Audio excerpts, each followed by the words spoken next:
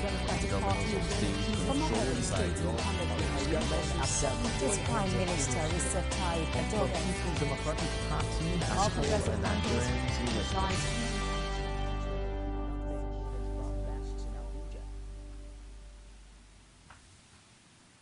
Hello there and welcome to News Judgment. I am Frank Komalape. We're broadcasting live from our studios here in Lagos, Nigeria. And what we do on the program is to analyze especially the latest news breaking in the world of politics, financials, and different issues. Here exactly what we do, giving you a direction of the news ahead of tomorrow's dailies.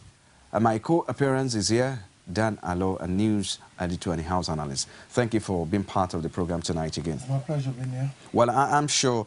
Let's begin with this overview of the Democracy Day tomorrow. Of course, we've seen that this may call for a lot of security measures. The police are actually saying, okay, we are putting something in place for Nigerians, so the Nigerians should be rest assured that, okay, tomorrow is safe. But let's preview how tomorrow may look like.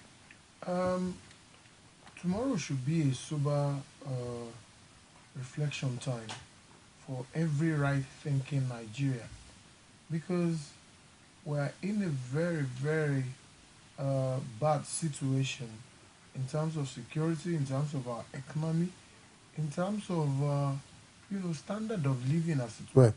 Now, the truth of the matter is there is nothing to celebrate. As long as we have insurgent attacks, on a daily basis on our people, and we still have about 221 of our children who were kidnapped from their schools, still with their abductors in the forest, nothing, absolutely nothing to celebrate on this Democracy Day, May 29th. Well, this brings us to our first story here. One of the news breaking earlier this evening says the 4 more girls escaped from Boko Haram camp, according to the local government chairman of that place. And his name is Bana Lawan, who announced this in a firm. All right. Fine as it were, how they came about this figure was when they did an audit of those who sat for the exam in that school, and then they were matching names with pictures, and then they realized that 4 names out of the 221 names that they have also rejoined their family and reunited with their family. So now the record we have from the school is that 221 girls were abducted. The belief was that 53 of them escaped, but now with these 4, we have 57 of them now that have escaped. So the number of girls we're looking for now is 164, according to the school authorities. All right. And I want to believe that as these 4 have escaped unhurt, so shall it be for the 164. They will all be reunited with their family very soon. That's our prayer. Now, very good news though, but let's look at the position of the story tomorrow in the dailies. Very important story. It goes to the front page. 4 more girls escaped from Boko Haram camp. Now, let's move away quickly from that story now, growing to the next one, the breaking earlier this evening, and this one says, well, there's grand 2 politicians behind Boko Haram. That's according to ABGA chairman Victor Umeh. That's good news that this is, of course, let's look at this statement. So very sensitive statement, really. But I have always advocated and admonished that politicians should put a stop to playing politics with this case of insurgent attacks on Nigeria. Now, if you read ABGA's chairman comments or statement that disgruntled politicians behind Boko Haram is behind Boko Haram, you find that he was making reference to opposition party leaders who had, during 2011 elections, said they will make the country ungovernable.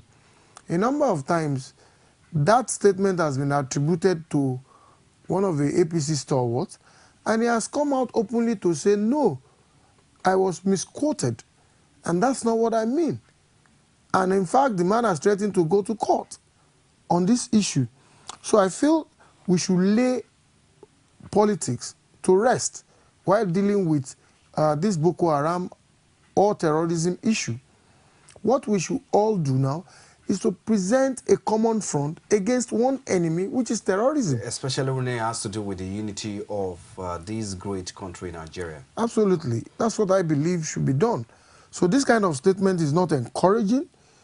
It is not, for me, something that should be given attention. However, because it is talking about Boko Haram and linking politicians to its rise, well, it will still enjoy front page prominence because of the issues involved. Okay, let's move away from that now. We talk about Democracy Day celebration of tomorrow.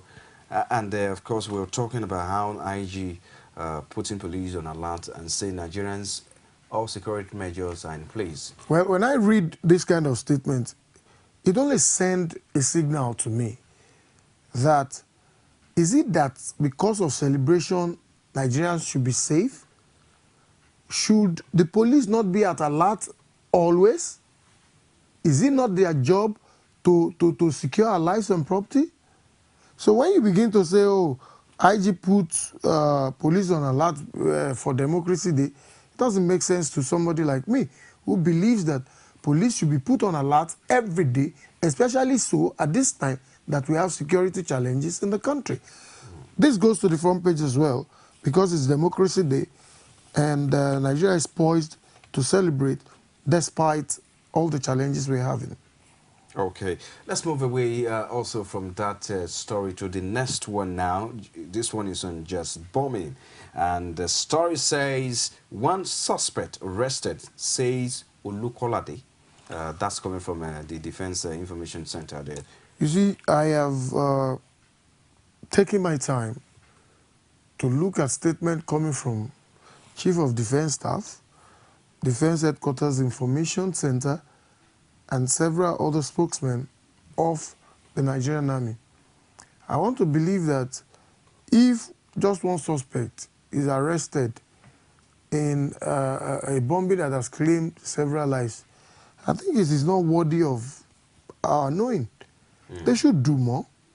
It's not one man didn't mastermind that. What we should be looking at when you get any of the member arrested, what we should be looking at it, I think we should be seeking information, vital information that should help in curbing the menace. Well, the chief of defense staff has said to us that it is not for them to come and discuss with us the strategy with which they are prosecuting the war against Boko Haram. I agree with him completely. Well, whereas he has said that, we still believe that more should be done other than arrest. Now, let me tell you what actually fueled this Boko Haram insurgent. In 2009, Yusuf, who was their leader at that time, was arrested and handed over to police. And he was killed. You know, it's not about arresting and killing them. No, that's not the way to go about it. The way to go about it is to make sure you get to the root of the agitation and then address it once and for all. This also reminds me that, you know, because Umaru, I beg your pardon, Umaru also, that's Umaru Sokoto now, asking for presidential pardon. Now, though he's been sentenced to life imprisonment, we also need to, I think that's that's a joke. It's a joker. The security agent should do more in trying to get the information. Though the man has said, okay, yes, through his lawyer, well, I can help solve the Boko Haram problem in Nigeria if I can be granted a pardon. The truth of the matter is, if you look at his statement, like I said yesterday here on this forum, he has been talking with people who have the experience in law. You know, now, what Boko Haram is asking for is to exchange prisoner, to swap for the abducted girls. Now this man is asking for pardon at this time, and then he knows that actually this is the time to speak up. This is the time to look for a way of escape from what he was charged and sentenced to jail for. But the truth of the matter is, they are only joking. It's only a matter of time. All these things will come to an end. But what we are just praying is that we get to the root of these insurgent attacks and address it once and for all. And then we also hope that the very vital information, such as where are they, like their camp, who is a sponsor, where are they getting their funds from? These are some of the vital information they could get from there. But let's move away from that. Now let's look at the position this story might take, or the dimension it might take. I mean, it's an important story. Bomb blast in Jos claimed several lives. So if somebody is arrested for that bomb blast, we need to promo it on the front page. So it will get a front page prominence tomorrow. Okay, let's move away from that now. Well, very interestingly, this next one, it's a very interesting one, Dan. And this one says, Agbekoya offers to rescue abducted Chibok girls. That's an association of farmers or farmers who are hunters say they can use through the traditional means. Let me quickly to curb this menace. How? Because when I go through let me quickly background Agbekoya for you so that you appreciate who is talking. Because ordinarily, if you call them Farmers Association, nobody will understand what an Agbekoya is. An Agbekoya, or the group called Agbekoya, were renowned for their prowess in the 50s in Southwest politics.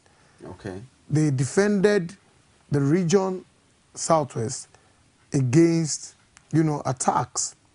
They repelled several attacks, protected our people, and then stabilized Southwest. And so everybody believed in their powers. They were their days. They were in the forefront.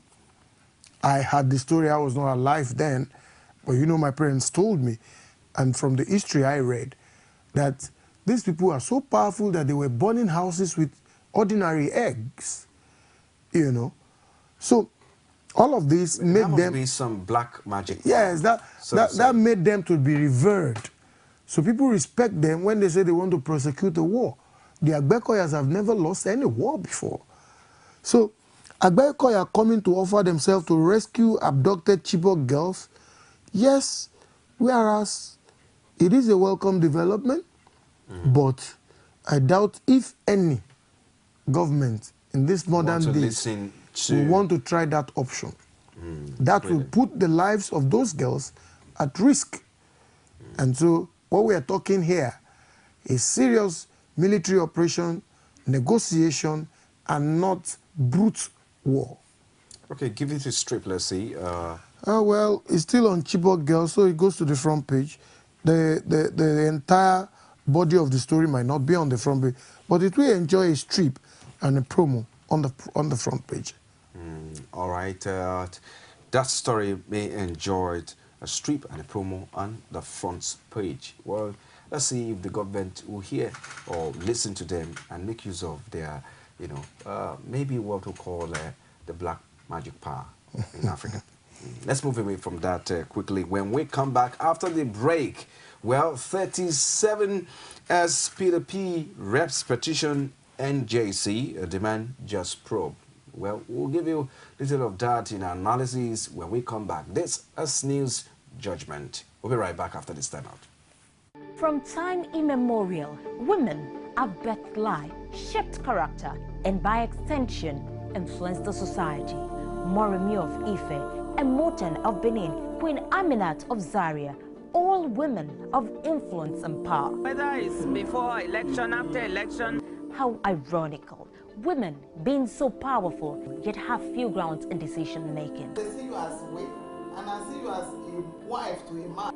We are talking women in politics. A woman will be bold enough to stand up and say, I want to become president of Nigeria. Only on Core TV News. If you are just joining us, this is News Judgment reaching you live from our studios here in Lagos, Nigeria. We're talking news headlines ahead of the dailies tomorrow, and that's exactly what we do, giving a perception or perspective of the news in terms of judgment. Exactly what we do. Well, this next story, like we said before, went on break. The 37 ex-PDP who defected to all Progressive Congress are saying that the judge that actually give judgment in favor of the federal government or those the other position in March 31 should also be investigated. Very, very interesting story. When I was growing up, the story we were told is that the judiciary remains the hope of the common man. That is, if every aspect of our life is wrong or corrupt, the judiciary will remain upright. But what we are seeing these days is putting the integrity of the Nigerian judiciary into question. When these 37 lawmakers defected from PDP to APC, the ruling party, knowing what could happen, that the opposition might take over the leadership of the lower house, approached the court to say, please stop those who defected and other members from changing the leadership of the House of Reps. Now, that was their prayer when they approached the court. But when the judge wanted to deliver his judgment, he now added to the prayer for PDP what they didn't ask him. He joined it in his delivering judgment and saying that those who defected are illegal occupants of the seats in the House. So what they have decided to do now to write the National Judicial Council that judge should be sanctioned for granting prayers that he was never asked, because that is unheard of. They are looking at it as is unconstitutional. But Yes. very quickly, because of our time, let's see the position of the story tomorrow. Where do we likely to see this? On the front page? Very important political story. It goes to the front page with a strip, and then we promo and have all the stories, details in the political page in the newspaper. Oh, okay, let's move away quickly from that now. Edo Assembly approves restatement of 926 disengaged teachers. You That's see, another story. You see, when Edo is back in when Edo in lawmakers took up this issue, I give them kudos. And you know, I have said it on this table that Governor Oshiomhole should tread softly. In fact, Governor Oshiomhole has departed from his background as a labor leader fighting the cause of the common workers. He is now perceived as an enemy of the worker in the state he governs. And that's not good for his image. Now, he gathered these teachers and said some of them were guilty of falsifying age. But across Nigeria, to say the truth, is it only this set of people that have falsified their age? And maybe he wants to be an example to other states. That's what these lawmakers are saying, that there should be a comprehensive reappraisal of the civil service in the state. And you will find out that these teachers are not the only guilty party. So they must be reinstated, and then let them declare their proper age and do the right thing. We'll see this on the first page, right, or the second page of the dailies? This goes to the second page. It is not strong enough. It's from the state, and then it's talking about teachers' welfare, which, of course, well, can go to the second, because the front page already is crowded with security matters. Okay, finally, just to, before we go, let's quickly look at this. Power supply worsens as 5 transmission lines failed, according to Chinedu. And I mean, that's, of course, that's the office of Professor Chinedu Nebo. Now, but before we come to that, let's quickly run through this story as well. Police disrupt Holy Colleges of Education students protest on Wednesday. And here again, another news breaking is federal government denies submitting additional budget to National Assembly. Well, we may not be able to treat this, but let's quickly treat this issue of power supply worsening. We have so many promises that by 2070 we might have 20,000 megawatts. But with this report, where do we likely to end? Is there a sign of hope? What I would just ask you is, when last did you have current in your house? I've not had power supply for the past the answer is simple. 2 days. A Canadian company, Manitoba, was brought in to generate power for Nigeria at a very expensive price to the federal government of Nigeria. That contract is not yielding any dividend for us. Rather than generating power and distributing so that we can enjoy, our transmission stations are breaking down. And it gives me great cause for concern, because without power, no economy will survive. And that's the truth. So, very important story, but it goes to the business page to take a lead in that business page. Well, it goes to business page to take a lead. That's much you can take today. Well, Dan, thank you very much for being part of the show again. Dan is a call appearance on the show here, a news editor and a house analyst. Well, very much thank you for being part of the program tonight. Once again, I am Frank Malape. From all of us and the production, entire crew of the production, we say, have a very good night rest. Top story. Democratic Party This Prime Minister Recep Tayyip Erdogan